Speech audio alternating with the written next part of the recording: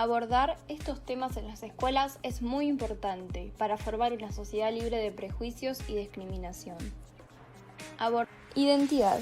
Alude a la percepción subjetiva que un individuo tiene sobre sí mismo en cuanto a su propio género, que podría o no coincidir con sus características sexuales.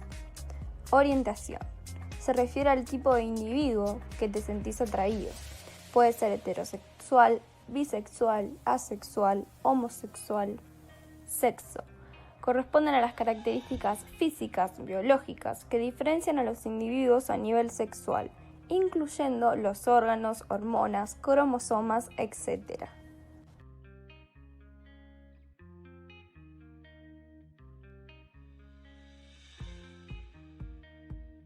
Toda persona tiene derecho a un trato digno, que su identidad de género sea reconocida y acceder a tratamientos hormonales e intervenciones quirúrgicas para adecuar su cuerpo a la identidad elegida. Conoce tus derechos, ejerce tu poder.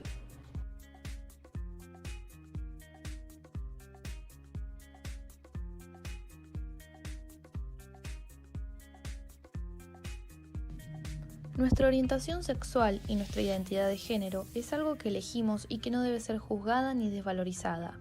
Debemos respetar al otro aunque sea diferente a nosotros. Cada persona es única, pero todos valemos por igual. Seamos quien queramos ser.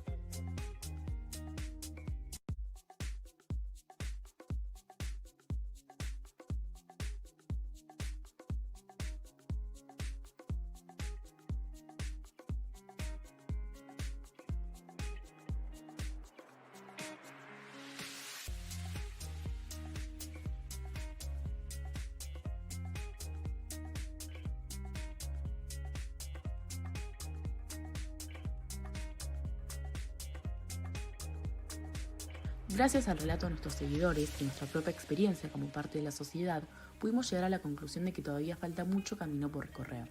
Porque sí, hemos avanzado mucho, hemos cambiado pensamientos, desconstruyéndonos día tras día. Sin embargo, el rechazo a lo distinto sigue existiendo. Por eso, debemos eliminar todo tipo de normativas y etiquetas y seguir avanzando hacia una sociedad más empática y aceptadora de la diversidad. Gracias.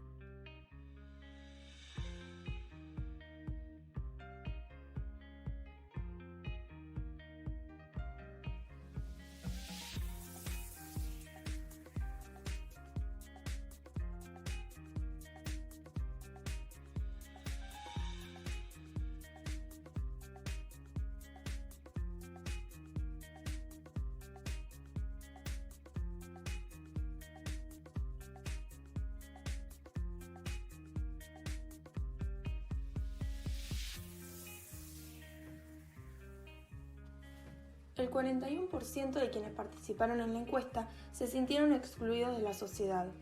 Por ser distinta, decía una, por gordo, decían otros, porque no encajaba mi personalidad, por no cumplir con los estereotipos hegemónicos y muchos más.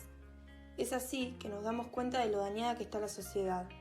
Tan dañada que nos hace sentir menos por el mero hecho de ser uno mismo o bien por no cumplir con sus absurdos estereotipos.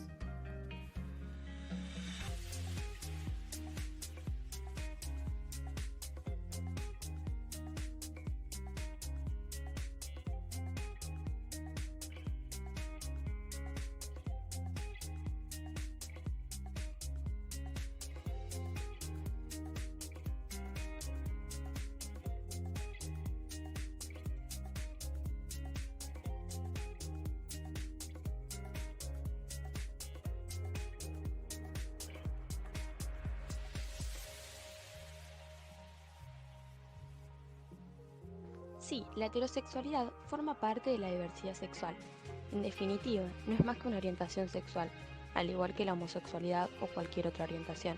Pero la invisibilidad nunca fue un problema de los heterosexuales, porque la heteronorma, como su prefijo lo dice, es hetero y es una de las normas por excelencia de nuestra cultura. La heteronorma es tan poderosa que produce la presunción de heterosexualidad. Salvo prueba o declaración en contrario, se presume que todos somos heterosexuales, así que nadie precisa aclararlo, salir del armario. Todos lo dan por hecho sin preguntar.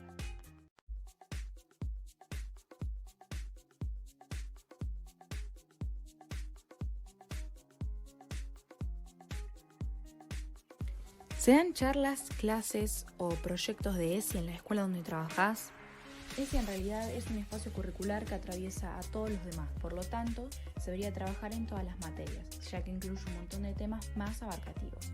No solo sexualidad, expresión de las emociones, pedir ayuda cuando lo necesitas, cuestiones relacionadas a la convivencia, al respeto al otro y a mí mismo, respetar mi cuerpo y el del otro, etc. En mi escuela ESI lo trabaja el EOE, con talleres en las aulas con grupos de alumnos. También se trabaja en la materia construcción de la ciudadanía y también en las materias específicas de la modalidad como las artísticas, en las que se trabaja el tema de la expresión de las emociones, por ejemplo. Desde el EOE se ha invitado a profesionales para trabajar cuestiones específicas sobre sexualidad.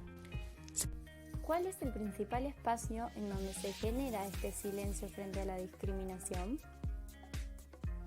Pienso que ese silencio puede generarse primero en la familia, que es el primer lugar donde en primera instancia aprendemos. Allí se van gestando actitudes, formas de ser, personalidades que después se reflejan afuera. En la escuela, si una situación de discriminación es detectada por adultos o bien es denunciada por un alumno, por lo general no se hace silencio, no se debería, no se mira para otro lado, se interviene, se trabaja. ¿Que existe la discriminación? Existe. Como docentes es muy importante estar atentos y observar mucho lo que sucede en las clases, entre los alumnos, en sus relaciones, en los recreos, escuchar y observar activamente. Y si algo llama la atención, intervenir. Eso no es silencio, eso es actuar.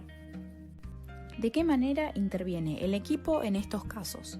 Cuando el equipo detecta o recibe la demanda de una situación de discriminación, lo primero es indagar cómo fue la situación, entrevistando a los involucrados o bien a personas cercanas, testigos de la situación, y generar una especie de reflexión sobre lo sucedido.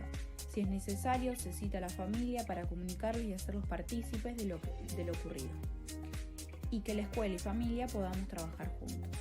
Luego es necesario realizar un seguimiento de la situación y trabajar con el grupo, por ejemplo con actividades y o talleres en el aula, o se puede también trabajar a través de las distintas materias. Lo importante es generar un espacio en el cual poder hablar de estos temas, hacer circular la palabra entre los jóvenes, poner en palabras lo que les pasa, trabajar la empatía, dar lugar a la importancia del respeto a los derechos de cada uno. La clave es para mí abordar el tema y abrir un espacio de reflexión, de escucha y de intercambio. Trabajar con canciones, películas, poesías, libros y otros recursos de este tipo es muy buena idea. Trabajando desde la reflexión y desde espacios en los que se desarrolle crítica y constructivamente el tema. Ahora bien, cuando una situación de discriminación ocurre, es necesario intervenir desde los adultos, en este caso los adultos de la escuela. Abrir espacios que enseñen, que se aborde el tema, que aporten, que los alumnos construyan la idea de lo que significa discriminar a otro, en términos de derechos y obligaciones como personas que somos. El compromiso y participación de los adultos es necesario. Para trabajar en un caso puntual de discriminación, cualquiera sea su índole, ¿intervienen cuando se pide ayuda o ustedes deciden intervenir por señales que ven en los alumnos? Se intervienen las dos. Cuando llega la demanda de una situación puntual, se interviene, como expliqué antes, abordando la situación con los involucrados. Si es necesario, se cita a las familias de esos alumnos, pero en principio se trabaja en la escuela. Si es una situación que se detecta por otro lado, ya sea por un docente, por un compañero, también se interviene, pensándose una estrategia de intervención. Podría ser que un docente se acerque al alumno para dialogar directamente. Otra podría ser plantear un taller en el grupo e indirectamente trabajar el tema, a fin de abrir un espacio. O directamente desde el EOE, dialogar con el involucrado y preguntarle cómo está, cómo se siente, que lo estamos observando de tal o cual manera. Abrir el diálogo y que se sienta que pueda confiar y contar con los adultos de la escuela. La importancia de pedir ayuda si lo necesita. Es mejor si tiene vínculo con alguien del equipo. Si no, se puede pensar en algún profe o el preceptor para llegar a dialogar con la persona involucrada y más vulnerable que quizás le está costando pedir ayuda. ¿Trabajan en conjunto alumnos, profesores y el equipo en caso de discriminación? En realidad, ante una situación de discriminación en la escuela, los adultos son los que deben intervenir y proponer un dispositivo de intervención, es decir, una propuesta que tenga un fin relacionado a la problemática. Pero claro que se puede trabajar en equipo, que los alumnos propongan armar redes con sus compañeros. Se puede trabajar en conjunto docentes, alumnos y el equipo. Lo que quiero decir es que hay situaciones en las que el adulto debe intervenir sí o sí, desde su especialidad. ¿Las discriminaciones por identidad de género u orientación sexual son las más recurrentes? En caso de que no, ¿qué representa el foco de discriminación en las escuelas? Respecto a la identidad de género, observo que en estos últimos años fue disminuyendo mucho la discriminación. Observo que hay mucho más respeto por ello. Veo más otras situaciones. En un salón discriminaban a una joven porque hacía todo, cumplía con todo lo escolar. Era muy buen estudiante y la mayoría del curso no. Entonces no la incluían, la discriminaban, se burlaban. En esa misma escuela discriminaban a una alumna que ingresó de otra escuela y, aparentemente, pertenecía como a otra clase social, diferente a ellos. También discriminación por cuestiones físicas. ¿Cada cuánto se realizan capacitaciones en cuestiones de identidad y género? En los últimos años hice por lo menos una por año, ya que en los últimos años se trabajó mucho más sobre el tema. Calculo que tiene que ver con la normativa vigente, pero tenemos a disposición permanentemente capacitaciones muy buenas sobre esta cuestión, que puedes hacerlas en cualquier momento. Desde el Estado oficialmente he participado en una por año. Ahora que vemos que el tema está más visibilizado, ¿la discriminación bajó o aumentó entre los alumnos? Para mí bajó. No es el mayor conflicto que observo en las escuelas.